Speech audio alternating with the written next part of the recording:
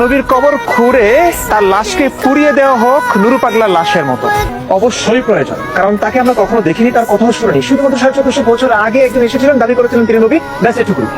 এখন প্রশ্ন হলো, এই যুগে তিনি সত্য না মিথ্যে? নাউজুবিল্লাহ নাউজুবিল্লাহ। প্রথমে আমি আপনাদেরকে বলবো, আপনি যদি একজন মুসলমানের ছেলে হয়ে থাকেন তাহলে এই ভিডিওটা একটাবার শেয়ার করবেন। এই নাস্তিকুর বাচ্চা আমার নবীর নামে কি বলছিল? এই নাস্তিকুর বাচ্চা আমার নবীকে কুতুবটি করে কথা বলে নাই।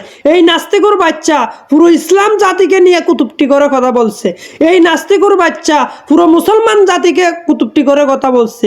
এখনো কেন মুসলমান জাতি তার বিরুদ্ধে নিতেছে না? তার বিরুদ্ধে নিয়ে তারা আইনের আওতা আনতেছে না। এখনো কেন মুসলমান জাতি চুপ মারি আছে? আমি আপনাদের কাছে জানতাম চাই, এই নাস্তিকুর বাচ্চারে জেডে ফান, যেই জায়গায় ফান দরিয়ানি আইনের আওতায় দেন। এই নাস্তিকুর বাচ্চার যেই মুখ দিয়ে আমার নবীকে খবর থেকে তুলে আনি পূর্বে বলছিল নাউজুবিল্লাহ, এই মুখের জিব্বেটা ধরে ফসফসায় খাড়ি ফেলাইতেছে না কেন এখনো?